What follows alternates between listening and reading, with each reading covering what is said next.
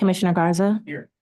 Commissioner Clark Coleman, Commissioner Kniezek, Chair Dobb, Here. you have a quorum present. All right, next item. B, Chairwoman's remarks. I have none. Next item. Moving to item C, approve the March 2024 meeting minutes. It's been moved by Commissioner Colleen, seconded by Commissioner Rizzo. Any discussion on the meeting minutes? If there's none, please vote.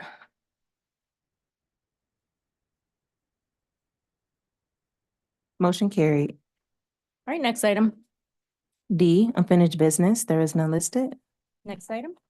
Moving to item 1 under new business, forwarding the final copy of the Office of Legislative Auditor General's Performance Audit Report for sole source and comparable source procurements. Thank you. I will now turn it over to our Auditor General and her team. Marcy Coro, Auditor General, and if staff can introduce themselves. John Kellett, Audit Manager. Sandra Allen, Legislative Auditor 3. And we have representatives from procurement, if they could join us at the table.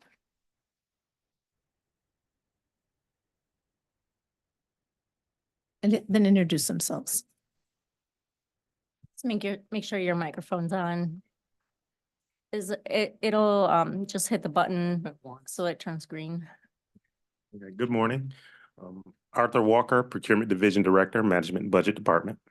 Monica Jackson, Assistant Division Director, Procurement, Management and Budget. Monica, can you just move your mic a little bit closer? Thank you. What you have before you today, this is our sole source comparable source performance audit. And I'm going to turn it over to John Kellett and Sandra Allen, and they'll go through the presentation. I just want to say this engagement took a little bit longer. I believe we started this engagement when Mamadou was the procurement director, and then Aaron became the procurement director. And then Mr. Walker became the procurement director. And also we had a different audit manager, Mindy Hayner was the engagement manager for this one. And John has taken over the engagement from her. Thank you. So I'll start with the objective scope methodology for the audit. Our objectives for this engagement were to assess the control environment over both sole source and comparable source procurements, and also determine if the procurements are in accordance with the procurement ordinance, specifically section 120 within the ordinance. For the scope of our engagement, this engagement was conducted in accordance with generally accepted government auditing standards and was for procurements that were approved during the period of October 1, 2020 through June 30 of 2022. In order to conduct this engagement, we had discussions with Procurement Division Management to determine if adequate monitoring and oversight was being performed over the procurement process. We also examined a limited sample of both sole and comparable source procurement packages. And this was in order to determine whether the division followed up with the requirements set forth within the procurement ordinance. And then finally, we reviewed procurement packages that were contained within the county's contract management module, or TCM. This was to determine whether the required information that had to be included for the approval of sole and comparable source procurements was properly documented. A little bit of a background here, as I indicated, for both sole source and comparable source procurements, the requirements of these are contained within section 120 of the Wayne County Procurement Ordinance. For sole source procurements, these are considered any request that a procurement be restricted to one potential source, or if it is believed there's only one source. Parameters for approval on these. If the dollar value of the sole source procurement is greater than $135,000, but does not exceed $150,000, these must be submitted to the chair of the commission for approval. And then any sole source procurement dollar value greater than $150,000 requires full commission approval.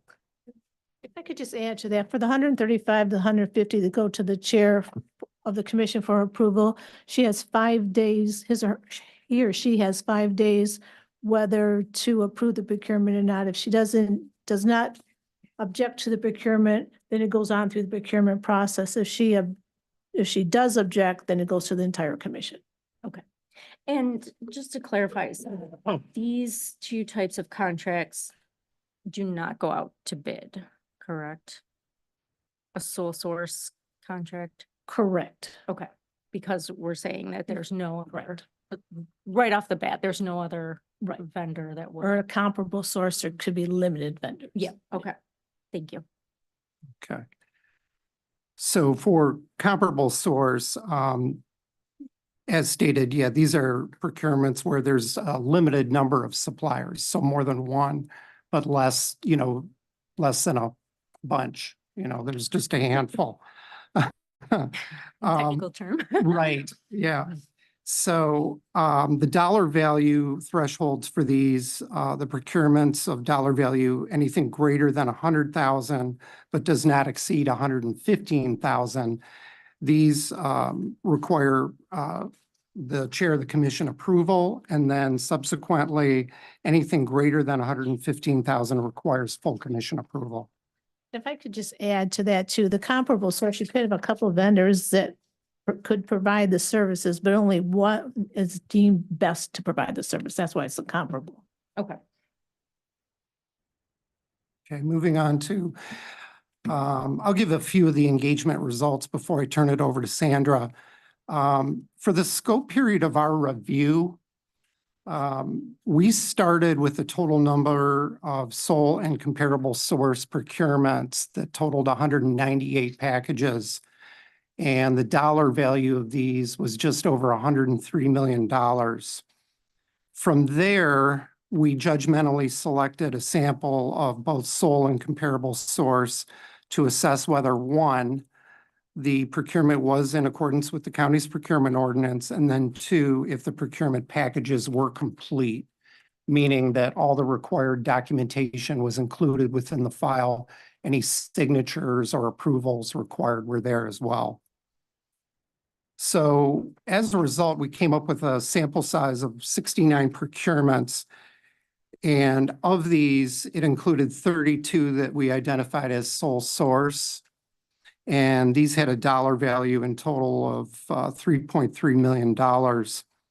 And then the other 37 were identified as comparable source procurements, and these totaled $16.2 million. So for a total of $19.5 million. So to go over some of the detail of our issues and corresponding recommendations, I'll turn it over at this time to Sandra. Thank you, John. Good morning, everyone. Issue 1. During the OAG's review, we noted the following conditions. The procurement division does not formally document the independent due diligence that is performed to provide their written justification that the procurement is indeed a sole source or comparable source procurement. Also, the procurement director does not always provide written formal approval of the sole source or comparable source procurements outside of the workflow system. And just to add on to that a little bit about the procurement director not always providing the written formal approval. When we reviewed the packages, what we found is in some instances, there was an email where the procurement director indicated I approve the sole source procurements. In other instances, it was a snippet from the workflow process that shows the procurement director checking the box okay in the procurement. And that's why we don't believe when we talk about outside of the workflow system, that's what we mean by the workflow system. When it goes through the system, it's just taking a piece from the on-screen system and showing that the procurement director approved it.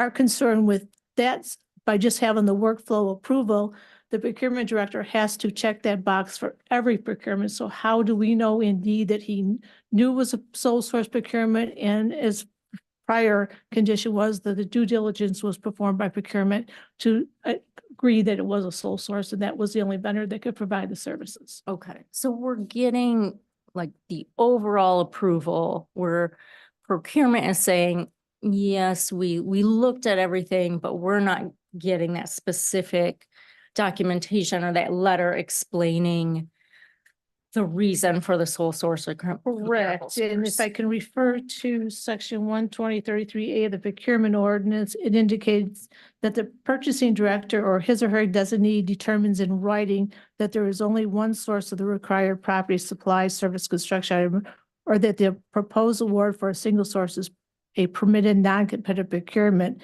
after verification of a sole source vendor and the justification of the sole source purchase is warranted. So we're looking at some type of due diligence that was performed, confirming when the contracting department submits a letter saying this is, we'd like to do a sole source procurement for, say, cups. There's some type of due diligence agreeing that, yes, there's nobody else that can provide that service or item. Right, okay, thank you.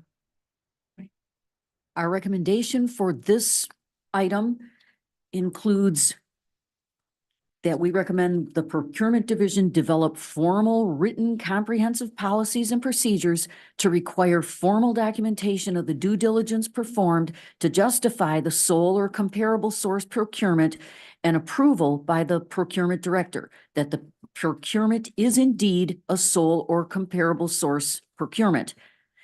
And B, any future procurement systems should include a mechanism to document the due diligence performed to support the sole or comparable source procurement along with the approval of the procurement director.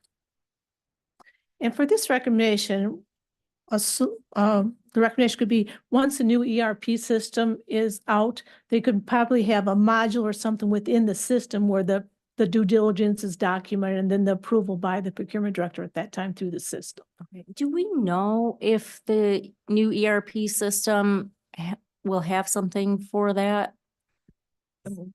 We're currently in the design phase. Oh, so, okay. I don't know, what those, portions of the system. Okay, I didn't know if you had gotten that far yet. Not yet. Okay. And I'm not sure if procurement had any comments on this issue and recommendation. Yeah. So just quickly, the audit staff and I, we had sort of this discussion.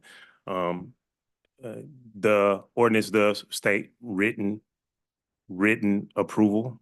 In practice, we've been taking those electronic approvals as written approval, as a part of sort of streamlining and updating what we're doing. Those requests are denoted as sole and comparable source and are reviewed as such. But in practice now, our written approval has been approval in the system.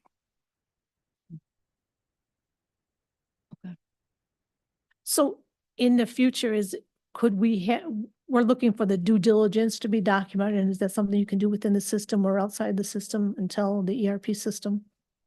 At least like when the buyer gets it, if they do some searches online, whatever due diligence they do.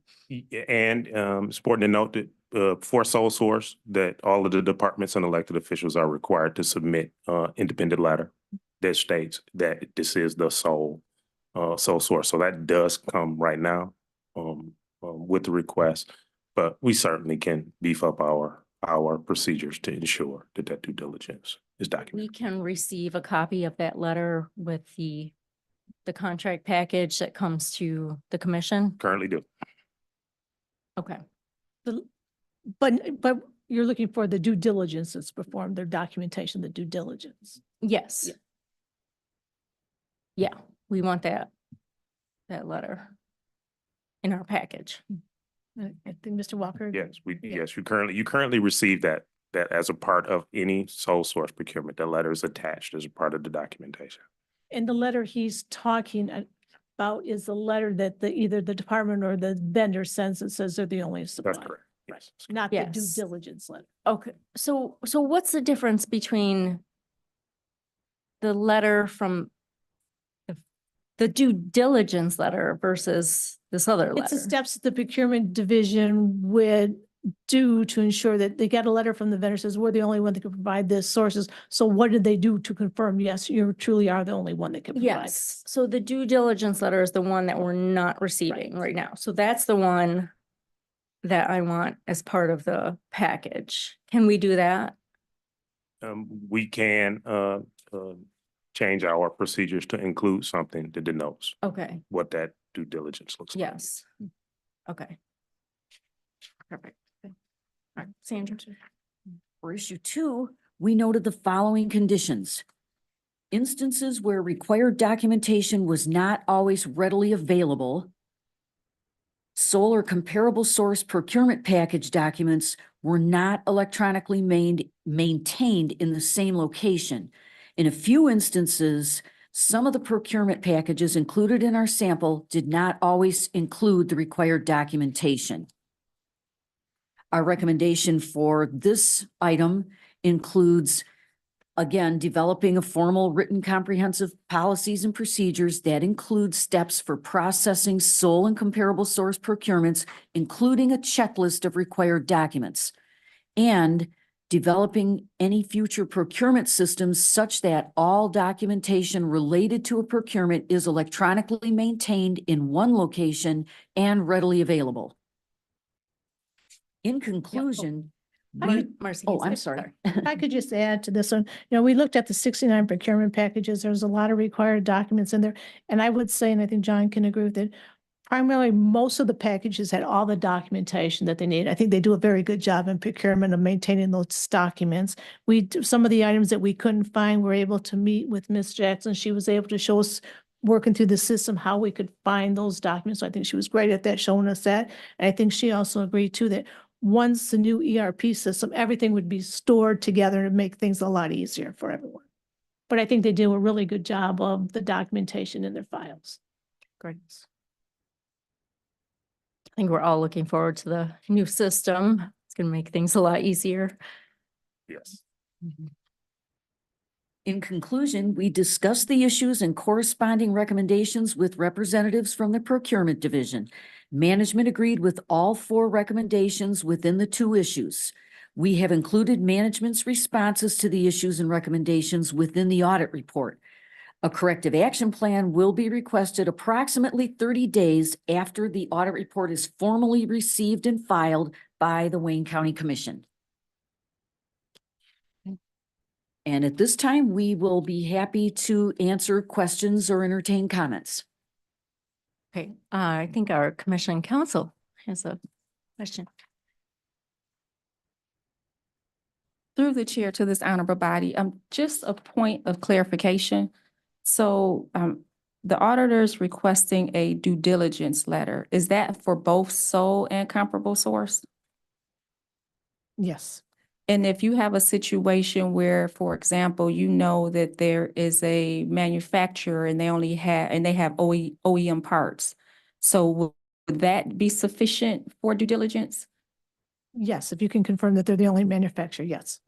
And I think it gets more complicated, and I'm kind of speaking for procurement because our staff has these internal conversations every time we get a comp source procurement and we say, well, what really qualifies as justification for comp source? It's very easy for sole source because there's literally one vendor. So I think that's easy to prove. I think the difficulty is going to come in when you talk about comp source because the procurement ordinance says that there's an extremely limited number of suppliers, and then the department determines that one particular supplier is in the best interest of the county. And sometimes those explanations are Subjective? yes, I'll go there. They're very subjective and sometimes lacking detail. And so I guess I'm curious to know if it's even possible for procurement to do a due diligence letter, because they would have to determine literally that there are a limited number of suppliers for a particular procurement. And just based on experience, I think that's going to be extremely difficult to do. So I'm curious to know, as we're talking about this, like, what does due diligence look like for comp source based on the nature of how comp source has been utilized historically in Wayne County? So if I may, yes, comp source is sort of the exception, and it's meant to tackle those situations where that one vendor, even with competition, is in the county's best interest. A good example would be software. for an elected official where there are other software providers out there, but they're using that particular system, and changing would be a heavy lift for a particular department. One of the things that we are currently doing, and we certainly can address, is the requests from the departments and the elected officials where they're asking for something to be designated as comparable source. We've recently been asking them to provide just additional information on those requests. So it becomes a little easier to make a determination if it's really in the county's best interest. So we can certainly talk about what those requests look like and what things we would be looking for in those requests. But yes, they still would be subjective, and there will be individual situations where things will be a judgment call.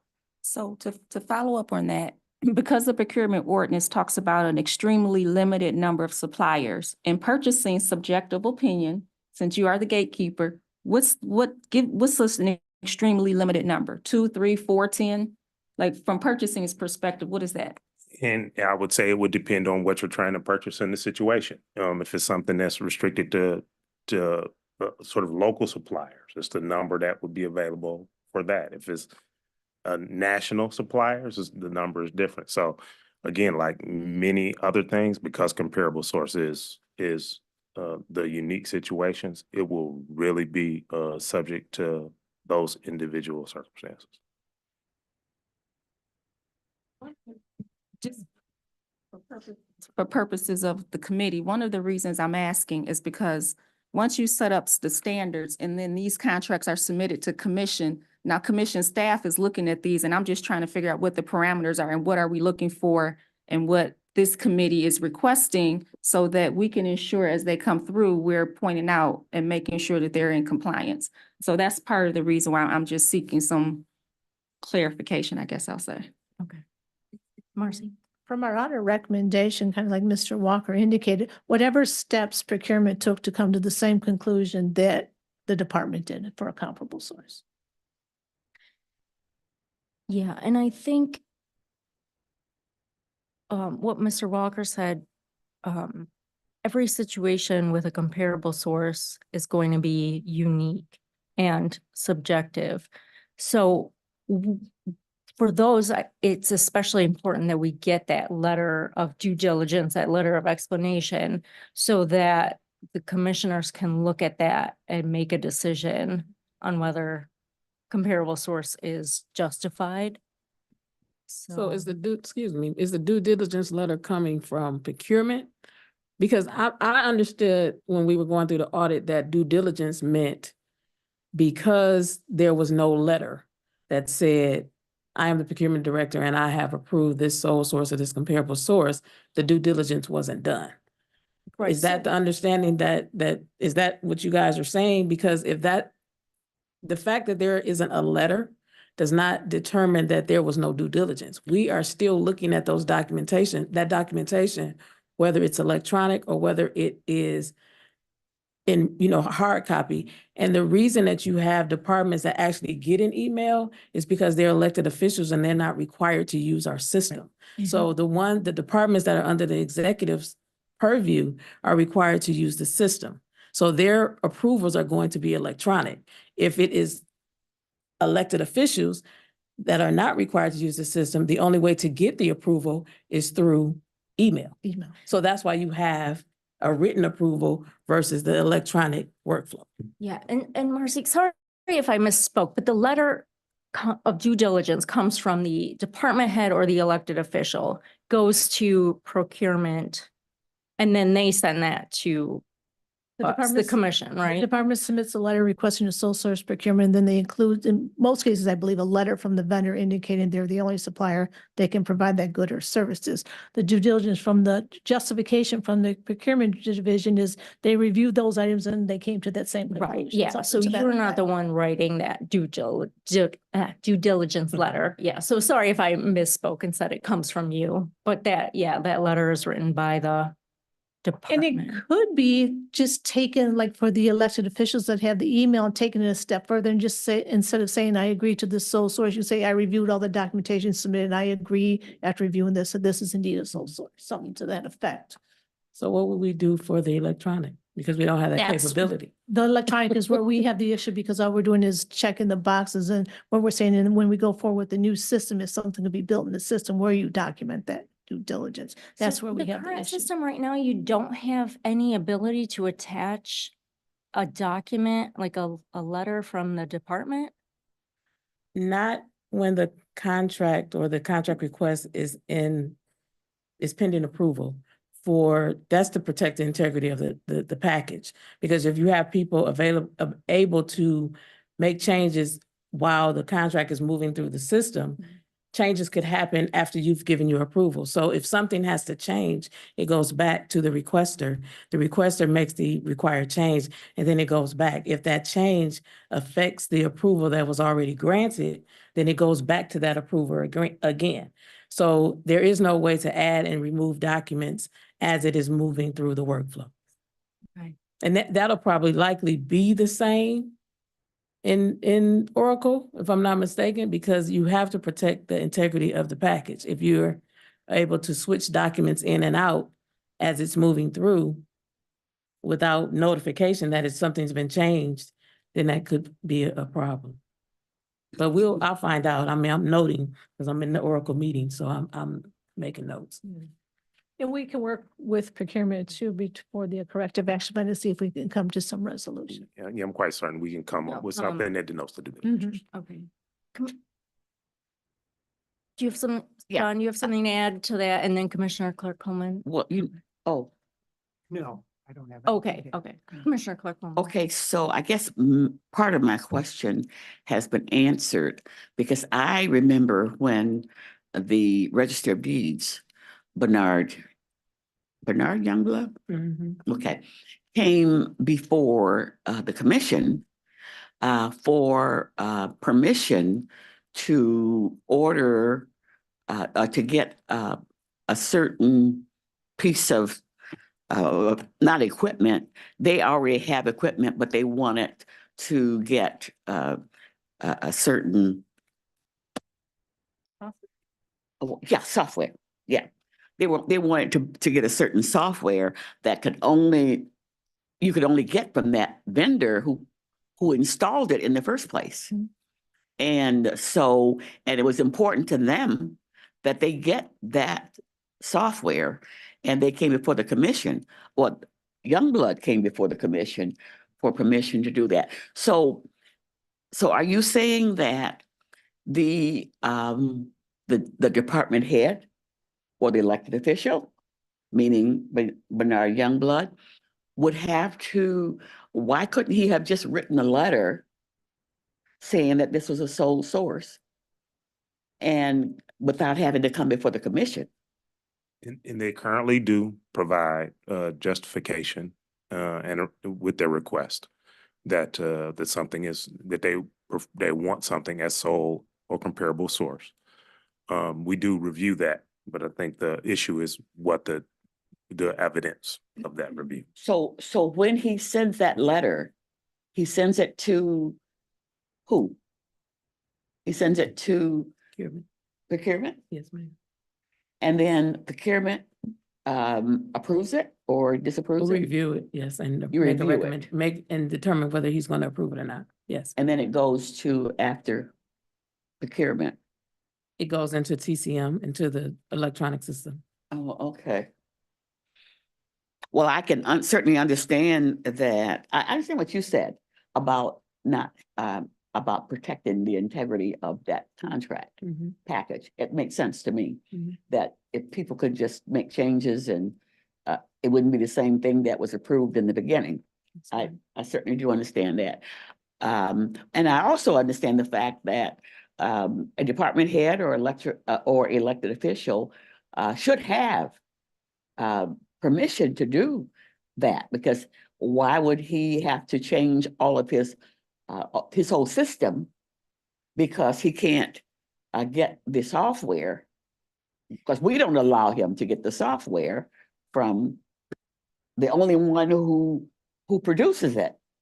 So I don't know. It just makes sense to me that it should be that way. And we don't disagree with you whatsoever, because we have the same situation in our office. We have Teammate, our electronic software, that Teammate is the only one that can do the maintenance and renewals for our software. It'd Okay. be the same instance for them. All we're asking though is when, like, we submit a letter from Teammate, says they're the only one that can provide the software because they're the manufacturer of the software. Okay. Same thing for registry. All we're looking for is, we're not saying they can't do it. All we're saying is just documentation that is performed, that yes, you are indeed, you agree that this is the only vendor that can perform that. That's all we look at, is the due diligence. We don't say they can't do it. So, my point is that once they write that letter, so you're saying that they have to document it first. That they review the letter and they agree. Okay, then it ought to go through. Fine. We're not disagreeing at all with that. But Just what are you, so you're asking that they provide some proof or something like that? the due diligence or whatever whatever review is done at the procurement division. Right now, the Okay. review is done, but it's not Okay. documented. Just document the review. We reviewed the letter submitted by, say, the Register of Deed, that this is the only vendor that can provide this software. We are, after reviewing this letter, we're in agreement. Just something that shows that they did some due diligence. Okay. I want to see the letter come through and be part of our package. Yeah. And I'm just amazed that we can't attach any sort of supporting documents to through our procurement system that would come to the commission. You can attach, the requester can attach them as long as the contract is in draft. So there is the ability to attach any documents that you need to attach. And right now, when you get a request for comparable source or sole source, the department request letter is there, the approval from the procurement director is there. If it is a sole source procurement, the letter from the supplier is there in the package. That's a required document for a TCM sole source package. Okay, so why can't we put the due diligence letter in there? I think there will be ways for us Yes, to address Yes. this so we can get that Okay, into the wonderful. packages. Okay. I think we can work that. All right. I think that's something we can work out. Commissioner Colleen has a question. Maybe two. Thank you, Madam Chair. So what we're talking about here, the procurement ordinance as approved by this commission gives the job to purchasing to kind of be the cop on the beat with the procurement ordinance, right? That things that come out of your office are in conformance with the procurement ordinance, right? I myself have noted over the years, it's like, oh, they attached a letter from the department saying, oh yeah, this is sole source. And it's like, well, that's fine, but you're my cop on the beat. And so what I'm looking for is, we've looked at what the department sent to us, and they sent this letter. We looked at it, we did our own due diligence and said, yep, the letter is correct. And I think, Yeah, we're talking Madam about Auditor, John, yeah. steps to confirm. So- Yep. And then I think there's, in terms of policy, I think it's going to be a matter between you and the departments. Hey, this is what you got to send us, right? But you're the double check. Yes, they did their due diligence properly, because this is outside of our normal, and especially not the sole source, that's always been a difficult thing. We've had this discussion for all 18 years I've been on the commission. So I think there might be, and I don't know what policies are needed, right? Because the procurement ordinance does say justification. I don't know how we get any clearer about what that word means. And so I think in terms of policy, it's going to be between the procurement department and everybody else in the county that's sending you paperwork saying, hey, if you're going to send us this stuff, this is what we have to have. And given the questions from Commission Counsel, perhaps there should be some discussion with the Auditor General and the commission staff.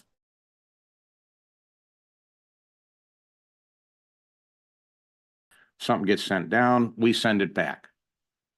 Then it comes back down, well, we still don't like it, we're sending it back, right? We don't.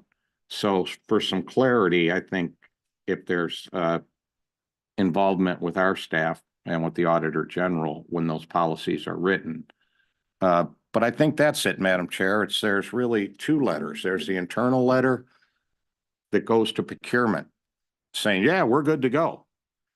And whatever requirements you have for that. But the second one is even more important to me as a commissioner when it comes to the table, is to say, yes, my procurement folks have looked at the request and they've written a letter saying, yep, this is good to go as a sole source for these reasons.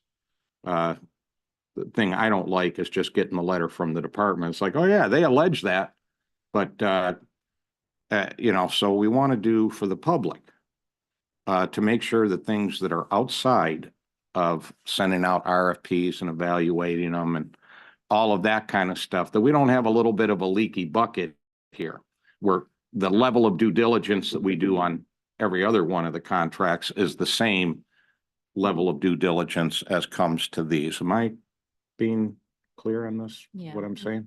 I just wanted to Yeah. add to that. When we're not saying they're not doing due diligence. Right. We're just saying Yeah. We just. want to read it. documentation, so there's evidence. And I'm not saying that either in my Right. comments, right? But it's like a two-step thing. Elected officials, God love you, and other folks send you stuff, right? And they say, yeah, we think this conforms to it. You're my cop on the beat. Were they right? And then I get a letter that says, yeah, this was properly, because there's only, you know, there's two out there, or the department needs a specific thing. But to lay that out, this, we got to do business in the sunshine, right? That everybody can see, okay, this is good all the way down the line. So that's my comment. Thank you, Madam Chair.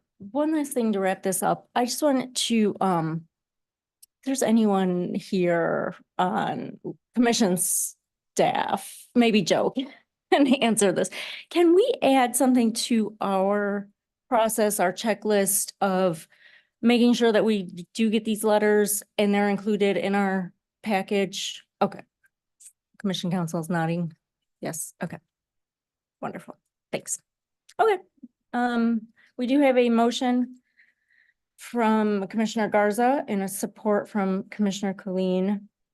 So I think we're good on discussion here. Any last words? I just wanted to add to, I want to thank Mr. Walker and Ms. Jackson for all the work they did on this engagement. We spent a lot of time with Monica, I think she's the expert in procurement. It's been around, I think, forever.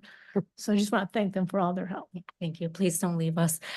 And I do understand this, went through a couple different directors, and so it was definitely a challenge. All right, so without any other discussion, please vote on your tablet. Motion carried. Wonderful. Thank you so much for joining us today. Thank you. Madam Clerk, next item. F, such other matters as may be properly submitted before the committee. Our Auditor General has one. I sent out on Monday the annual comprehensive financial report. The Plant Moran finished their audit on Friday, so that was sent out. And this morning I sent out the single audit report. I believe there's 18 findings in it. I've talked to the chair of the committee and Plant Moran. We're looking to have May 15th as our date for when Plant Moran will come in and make their presentation. They're looking that they will need an hour and a half. So right now we're trying to figure out how we can get the hour and a half in. And then after Plant Moran does their presentation, Yogesh Gasana from Management and Budget will come the following meeting and do their presentation. And then we'll also have the auditees back where we'll discuss the audit findings. Okay, great. Everyone got that in their calendars? Thank And you. there'll be an email coming later. Yeah, Just- okay. Next item. G, public comments. Did we receive any emails? No emails were received. Okay, great. Is there anyone with us today who wishes to make a public comment? So we got a big crowd today. Anyone on Zoom or on the phone, go ahead and unmute yourself. Public comments. I haven't gone through. One last call for public comments. What? Hearing none. Next item Yeah, that's what Adjournment. So move. with, there's a motion for adjournment. Anyone wishing to support? Alex Garza supports, and without objection,